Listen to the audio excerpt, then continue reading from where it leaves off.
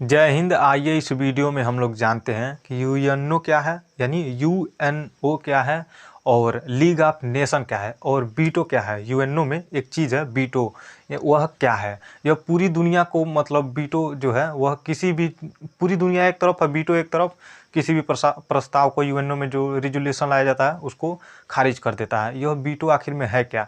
तो इन सब को जानने से पहले सबसे पहले हम लोगों को चलना होगा 1914 में, यानी हम बात कर रहे हैं प्रथम विश्व युद्ध में। प्रथम विश्व युद्ध जो था वह 1914 में स्टार्ट हुआ और 1918 तक चला। यह प्रथम विश्व युद्ध बहुत ही घातक साबित हुआ पूरी दुनिया के लिए, पूरी दुनिया के लिए बहुत ही घातक साबित हुआ। जैसे कि आप मान लीजिए कि कोई भी जो संगठन होता है, यानी मान लीजिए जो भारत में इस टाइम, पहले सॉरी इस टाइम नहीं, पहले जो था वह किसान आंदोलन कर रहे थे, लेकिन वह लीडर, मतलब उसमें लीडर थे।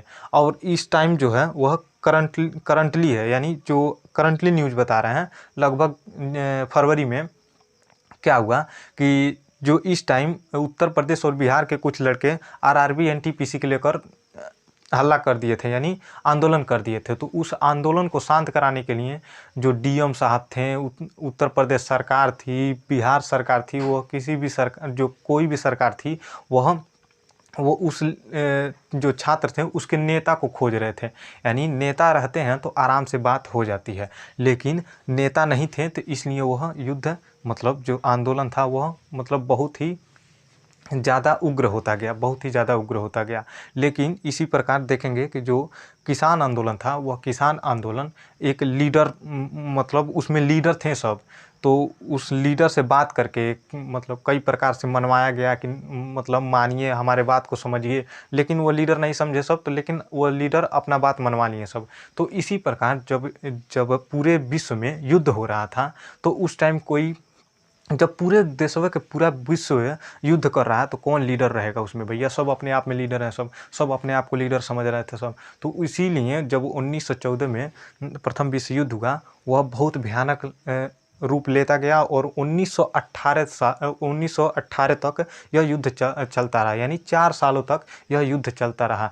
फाइनली वर्साय की संधि के द्वारा इसे शांत किया गया। यानी वर्साय की संधि एक तरह से मान लीजिए कि एक तरह से किसी भी देश पर कुछ थोपा गया हो। अब कुछ का मतलब क्या है, मतलब जो वर्साय की संधि हुई थी उसमें जर्मनी के ऊपर सभी प्रकार की चीज़ों को थोप दिया गया, यानी जर्मनी को बहुत ज़्यादा कैजुअलिटी हुई।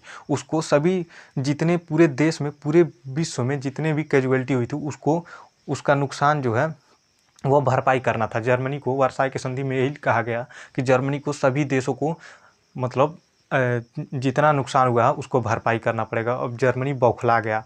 तो वर्साय की संधि द्वारा जर्मनी को, मतलब वर्साय की संधि द्वारा जर्मनी को यह थोप दिया गया।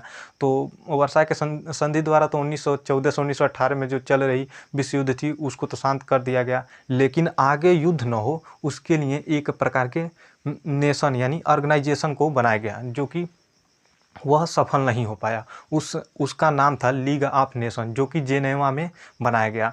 अब यह लीग ऑफ नेशन का मतलब, लीग ऑफ नेशन इसलिए बनाया गया, देखिए भैया, आप पूरे दुनिया का लीडर हैं, मतलब आप पूरी दुनिया के नेता हैं। आप जो कहेंगे वही दुनिया करेगी।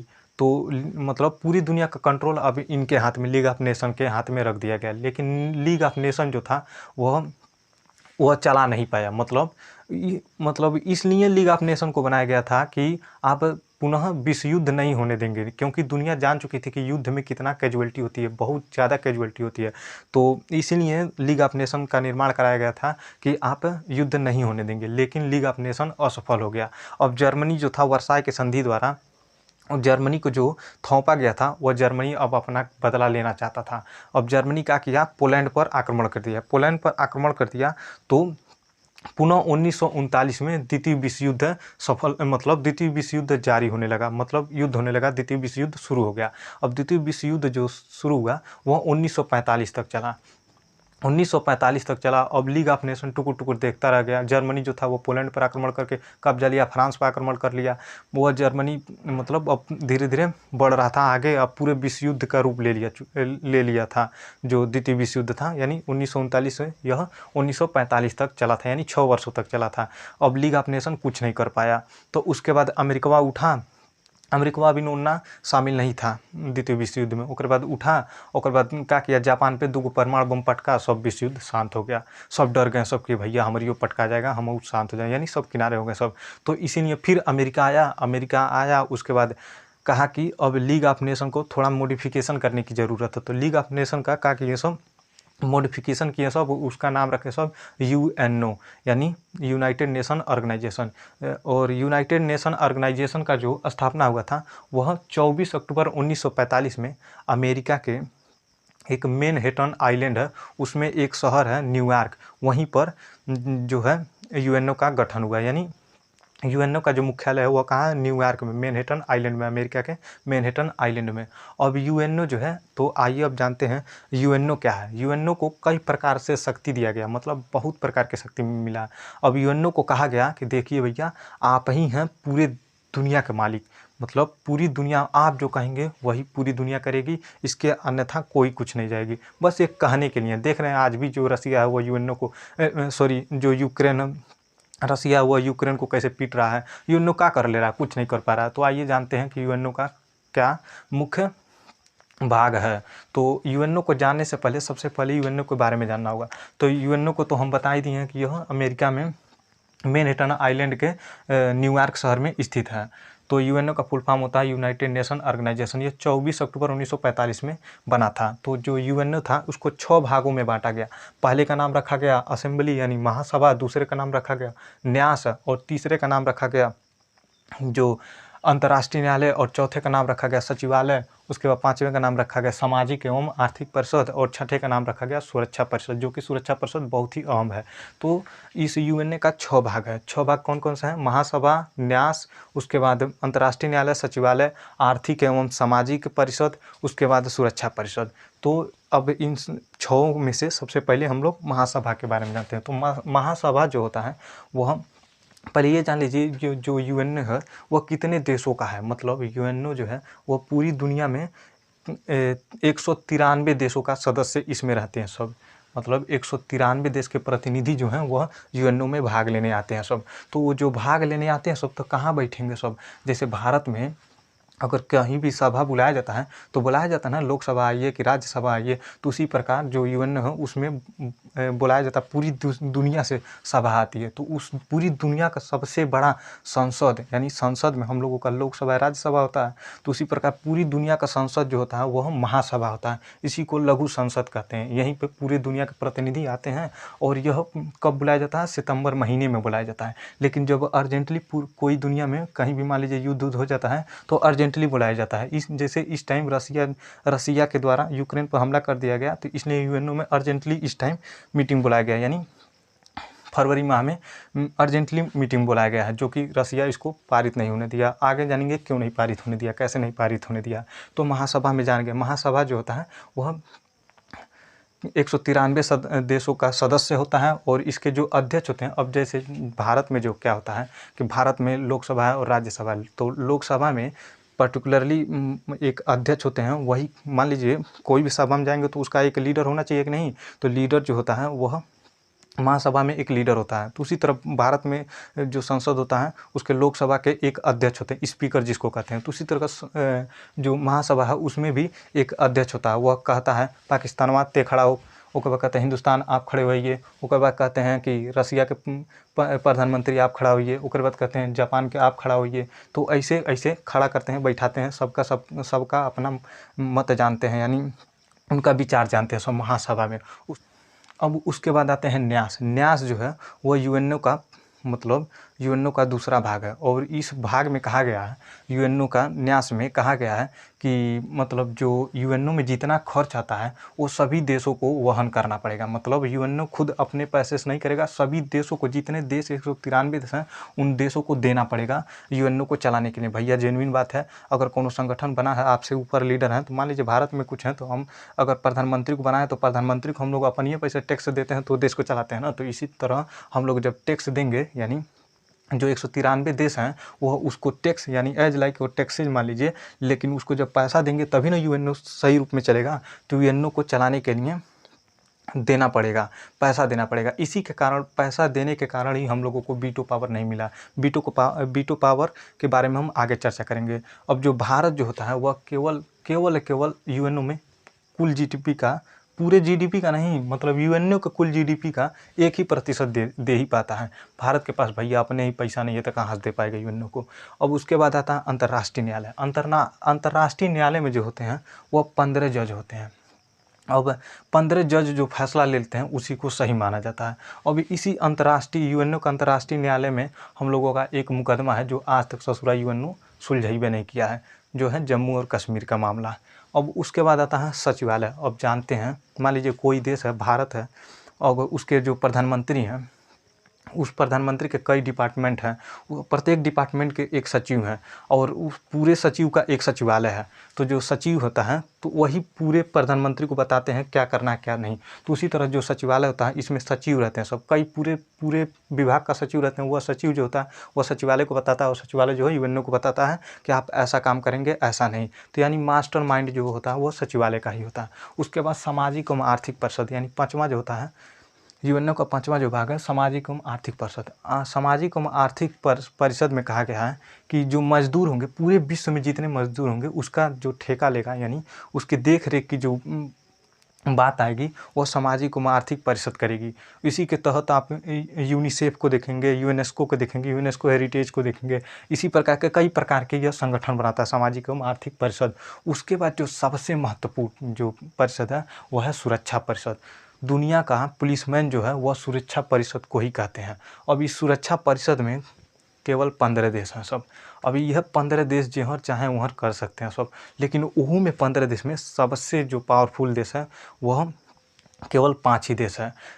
इस 15 देश में सुरक्षा परिषद में केवल 5 ही देश को वीटो पावर मिला है। और इसी वीटो पावर का मतलब जो होता है किसी भी काम को रोक देना, मतलब वो काम ना ही हुई।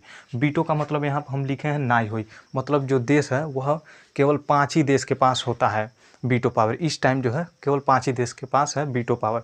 अब वीटो पावर क्या होता है? वीटो पावर मतलब जो होता है भैया किसी भी काम को रोक देना।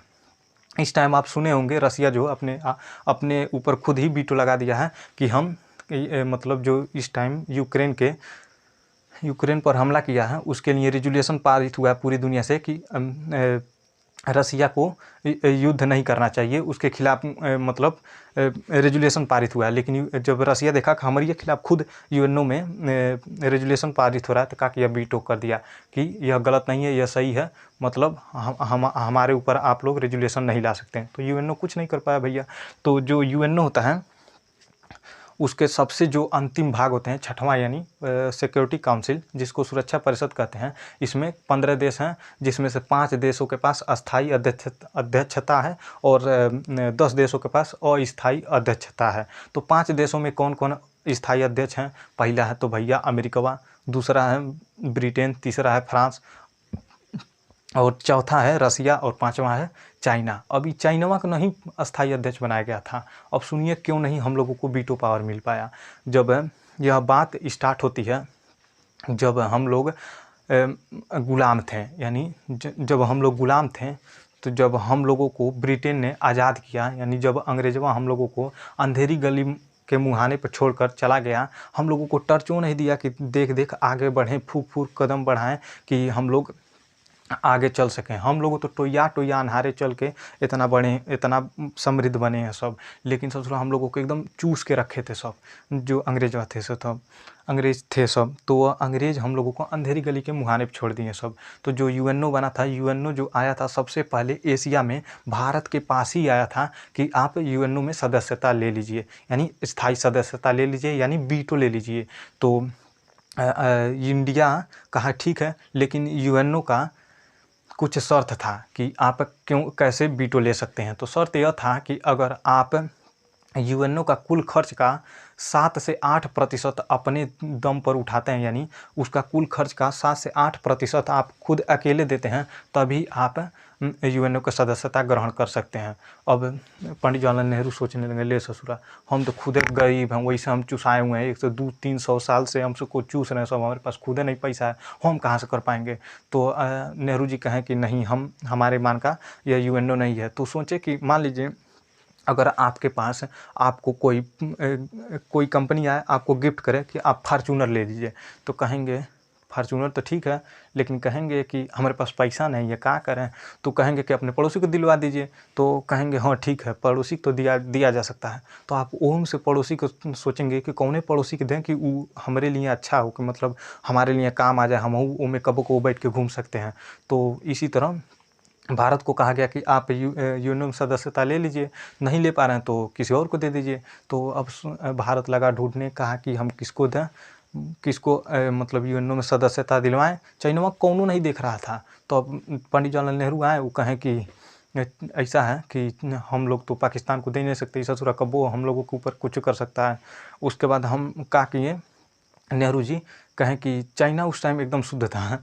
चाइना जब पंडित जवाहरलाल नेहरू थे, वह चाइना को दे दिए अस्थाई सदस्यता। अब चाइना भैया, चाइना के पास तो पैसा था, अब वो दे दिया यूएनओ को पैसा, उसके बाद इसको वीटो मिल गया, वीटो पावर मिल गया। यानी हम लोगों की गलती थी। यानी ये मान लीजिए एक तरह से देखिए तो हम लोगों की भी गलती नहीं थी, क्योंकि भैया उस टाइम हम लोग तो अंधेरी गली के मुहाने पे छोड़े गए थे। हम लोगों के पास तो कुछ था ही नहीं, तो हम लोगों को तो कहाँ से हम लोगों को मिल पाता। इसलिए हम लोग तो अंधेरे में टोया चल कर इतना आज बड़े हुए हैं। आज न हम अगर आज मिलता तो हम लोग तो ले ही लेते हैं, लेकिन इस टाइम हम लोगों को अड़ंगा लगा देता चाइना।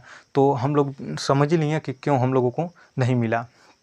तो जब पंडित जवाहरलाल नेहरू ने चाइना को दे दिया वीटो पावर, तब चाइना तो अस्थाई सदस्य बन गया, लेकिन हम लोगों को अस्थाई सदस्य बना दिया। अब जो 10 देश हैं सब अस्थाई सदस्य में, उसका जो कार्यकाल होता है केवल 2 साल का होता है। और जो स्थायी सदस्य 5 देश हैं सब, अमेरिका, ब्रिटेन, फ्रांस, रसिया, चाइना, इनका जो कार्यकाल है अनंत काल है। इनके ऊपर कोई भी आप रेजुलेशन पारित नहीं कर पाएंगे 5 देशों के खिलाफ, क्योंकि भैया देखेंगे सब, जब हमारे ऊपर खुद कार्रवाई हो रहा है तो वीटो लगा देंगे सब, कहेंगे सब लो यहाँ पे, यानी इस काम को रोका जाता है। इस काम कर ही नहीं पाएंगे, क्योंकि उसमें यूएनओ में खुद लिखा गया है कि अगर 5 देश राजी नहीं है किसी काम करने के लिए, किसी भी काम करने के लिए, तो काम होगा ही नहीं। तो आई होप आप लोगों को समझ आया होगा यूएनओ क्या है, वीटो पावर क्या है, और कैसे वीटो पावर हम लोगों का होते हुए भी चाइना को दे दिया गया। आई होप आप लोगों को सभी चीज़ों को समझ आएगा। मिलेंगे नेक्स्ट वीडियो में, तब तक के लिए जय हिंद।